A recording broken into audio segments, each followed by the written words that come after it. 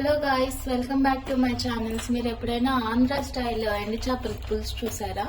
మీకు అసలు తెలుసా? ఒక్కసారి ఇది టేస్ట్ చేయండి, దానికి ఎంత బాగుంటుందో మీకే తెలుస్తుంది.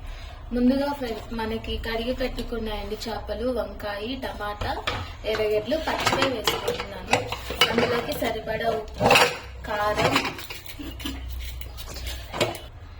నేను కల్లుప్పు యూజ్ చేశానండి. కల్లుప్పు వేసుకోవడం వల్ల మనకి టేస్ట్ అనేది కొంచెం మారుతుంది. ఇంకొకటి పీసెస్ కూడా మనము పెద్దవి కోసుకుంటేనే దానికి బాగుంటుంది.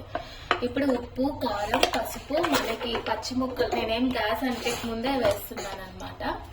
వేసుకొని కొంచెం నూనె, పచ్చి నూనె యాడ్ చేసుకుంటున్నానండి. ఇప్పుడు ఈ నూనె యాడ్ చేసుకున్నాక మనం బాగా మిక్స్ చేసుకోవాలన్నమాట. ముక్కలకంతా పట్టేటట్టు మనము కలుపుకోవాలి.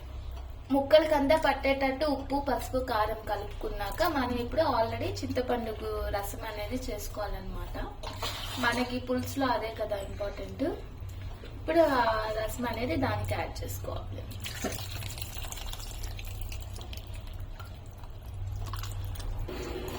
చింతపండు రసం మనం యాడ్ చేసుకుంటున్నాము.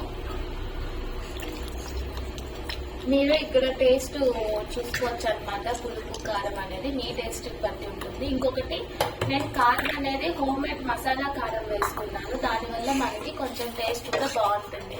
మీకు ఆ కారం హోమ్ మేడ్ ఎలా చేసుకోవాలో కావాలంటే కామెంట్ చేయండి, నెక్స్ట్ వీడియోలో పోస్ట్ చేస్తాను. మనం అన్ని కలుపుకున్నాక గ్యాస్ వెలిగించుకుంటున్నామండి. నేను అన్ని ఫస్ట్ పచ్చిగానే వేసేసి ఇప్పుడు మనం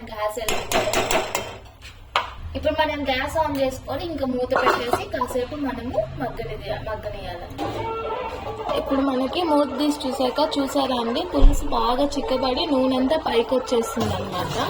ఇప్పుడు ఇందులోకి మనం కొంచెం కరివేపాకు వేసుకొని ఇంకొక 2 to 5 minutes ఉడికించుకుంటే మనకి ఆయిల్ అంతా ఇట్లా సపరేట్ అయ్యి బాగా వస్తుంది.